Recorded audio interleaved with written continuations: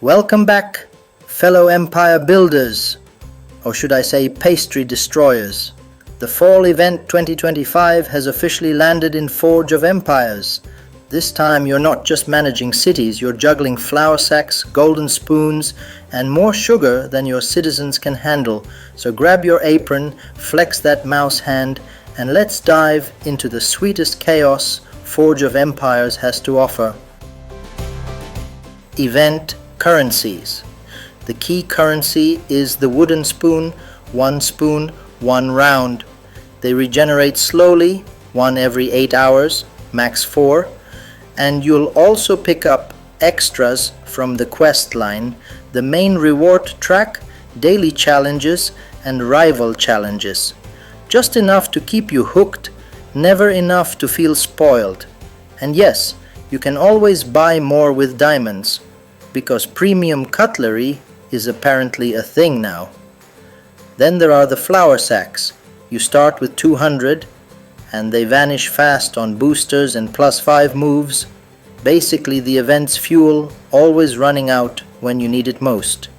And finally the mason marks, earned by smashing jars, spent in the baker's stall. They've replaced daily specials, meaning you shop instead of pray to RNG. Oh, and every now and then you'll stumble on a golden spoon, the sugar rush of the event. It lets you play continuously for 5 minutes. Boosters. Of course, Inno gives you tools for when the board refuses to cooperate. The fork clears a single tile, the spatula wipes a row, and the rolling pin smashes a column. Simple, satisfying, and a lifesaver when a coffee cup is stuck. You'll pick them up from quests, rival rewards, or with flour sacks. Just don't hoard them until the end. Nothing stings more than finishing the event with a pile of unused boosters and a half-baked Breezemill. Jars. Every time you pop 5 or more desserts, you spawn a reward jar. They're like little loot boxes disguised as pastries. Each jar has a color, which tells you what type of reward it holds: forge points, goods, boosts, or other resources. The star rating, 1 to 6 stars, then decides how much and how good the reward will be. But here's the catch. Jars only pay out once they hit the bottom of the board. Until then, they're just sitting there, taunting you like sprinkles you can't quite reach. Jars also drop mason marks, the new event currency. That's why they're worth chasing even if no coffee cups are on screen. Tip: don't get greedy with gigantic pops. Even if you clear 50+ tiles, you'll still get just 1 jar. 2 medium pops are always better than 1 giant look-at-me explosion.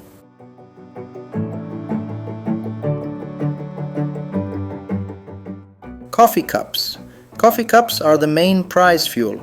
Every time you drop one to the bottom, it moves you forward on the reward track toward Breezemill upgrades. They spawn here and there during the board, usually after bigger pops or jars breaking. Once a cup appears, forget everything else. Jars can wait, combos can wait. Cups are priority. Miss too many, and you'll end up with a half-upgraded farmhouse that looks more like grandma's shed than a resource factory. Tip: try to average 4 to 5 cups per board. Anything less, and you'll be serving decaf while everyone else is running espresso-level Breezemills. This year's action unfolds on an 8x11 dessert board. It looks sweet and innocent, but trust me, this is where friendships go to die. Pop groups of 2-4 tiles. They vanish, no reward, basically the sad popcorn of the event. Pop 5 or more. Now you're cooking. This spawns jars stuffed with goodies. Coffee cups are what actually push you forward on the reward track, and without dropping enough of them, your Breezemill stays stuck as a sad little farmhouse instead of turning into the powerhouse estate it's meant to be. It's easy to get hypnotized by shiny jars, But remember, jars are candy, cups are life. Without cups, your Breezemill is just a half-baked farmhouse. Spoon strategy. 1, 2, or 3. Here's where strategy meets gambling. Before you even see the board, you must decide. 1 spoon is normal game. You get exactly what the board offers, nothing more. 2 spoons equals double everything. Double jars, double league points, double grand prize progress. 3 spoons equals triple all of it. Every coffee cup feels like you just robbed a diamond mine. Sounds like free money, right? But here's the catch. Spoons regenerate at 1 every 8 hours, and you can only hold 4 at a time. So if you burn through 3 spoons on a garbage board with no cups, congrats, you just tripled your disappointment. Tip: multi-spooning is best when you're pushing for a league milestone or you're literally 1 coffee cup away from a Breezemill upgrade. For casual daily play, stick to 1 spoon and save yourself the heartache.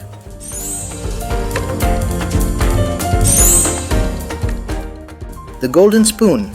Enter the chaos mode, the Golden Spoon. 5 minutes of unlimited plays. For those 5 minutes, your mouse hand is the only thing standing between you and greatness. If you're fast, you'll clear 3 to 4 boards. If you're slow, maybe 2. If you panic click like me, a blur of restarts, lots of wasted jars, and a very sweaty mouse hand. Golden rules of the Golden Spoon. Don't spend flour sacks on extra moves. Restart instead. Don't play safe. This is speed mode. You want cups, not elegance. And most importantly, treat it like cardio. By the end, you'll feel like you ran a marathon with your index finger. Baker's stall. Goodbye RNG. Hello shopping. Daily specials are gone, buried, baked into oblivion. Instead, jars now spit out Mason marks, which you spend in the baker's stall. Think of it like a Black Friday sale, where you actually get to choose your prize instead of praying to RNGesus. The shop refreshes daily. Random discounts show up.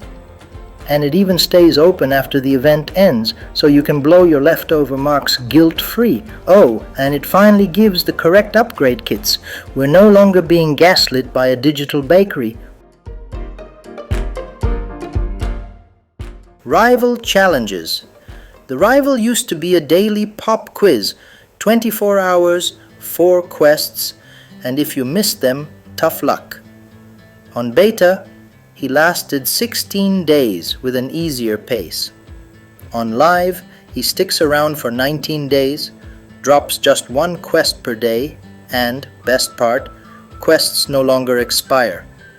Rewards are simple: sacks, spoons, boosters, and a golden spoon at milestones. It's less of a sprint, more of a marathon. I'll break this down in detail in a separate video. Rewards. The grand prize, Breezemill Homestead. The Breezemill Homestead takes the spotlight. Don't let the rustic name fool you. It's built for efficiency, not for milking cows. At level 9, it produces 185 forge points a day, plus random bundles of goods from both the past and the future, because apparently this farm can time travel. Upgrade it to Breezemill Acres, and you're looking at 235 forge points, stronger deliveries, and an even hotter forge. And then there's the Breezemill Estate, 270 forge points, massive goods output, and more boosts than your city knows what to do with. On top of that, it stacks up to over 600% military boost, which means your quaint little farm is basically training Spartans in the barn. And let's not forget the patches. Link them to your Breezemill and the whole chain gets juiced even further.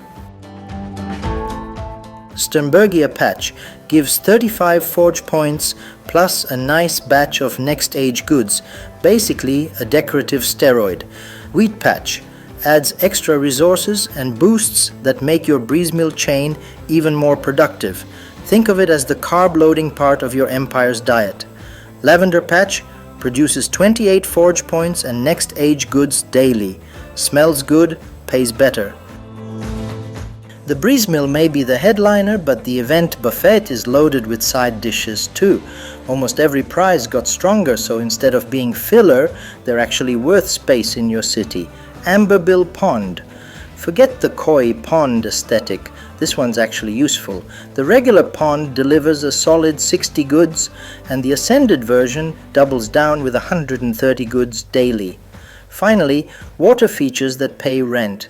Azalea Arbor. Even the decorative shrubs got serious. The base arbor now gives 40 forge points, and the ascended azalea doubles that up to 90 forge points. Garden design, but make it efficient. Cider mill. Ah yes, the cider mill.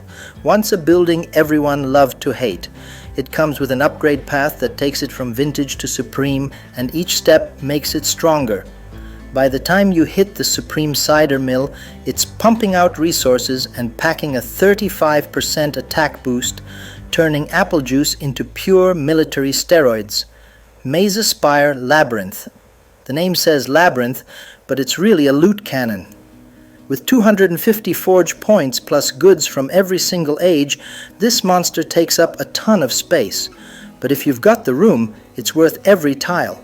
And of course, the Eternal Market is still the backbone, an economic and military powerhouse, spitting out goods and boosts like a supermarket sale on steroids. Historical allies. Every good event comes with guest stars. This one brings in two heavyweights from Southeast Asia's golden age.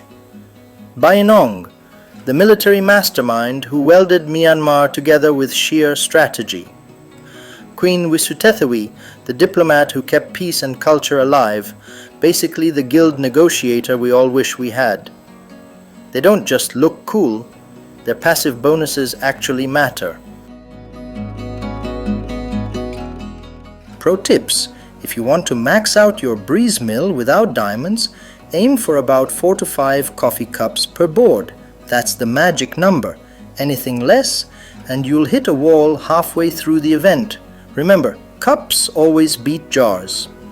Jars give you nice side rewards, but cups are the only thing that actually push you forward on the main prize track, so never lose focus when one shows up. If the board starts without cups, don't panic. Go for bigger pops, around 20-30 tiles, since they'll spawn jars that can trigger new cups to appear. But keep in mind, size doesn't always matter. Even a 50+ pop still gives you just one jar, which means you've wasted half the board for bragging rights. As for flour sacks, treat them like gold. Only spend them when it guarantees a cup, or makes the difference in finishing a run. Burning through 65 flour for 5 random moves usually ends in disappointment. And above all, consistency wins.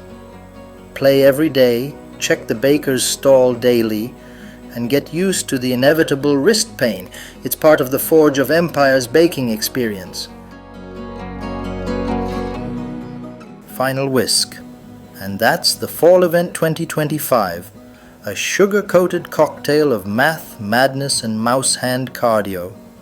Pop sweets, drop cups, hoard jars, and build your Breezemill Estate. Then brag about it endlessly in guild chat, because that's the true endgame. Thanks for watching. If you enjoyed this breakdown, smash that like button, drop a comment with your own pastry war stories, and don't forget to subscribe for more Forge of Empires chaos here on Pixel Pulse.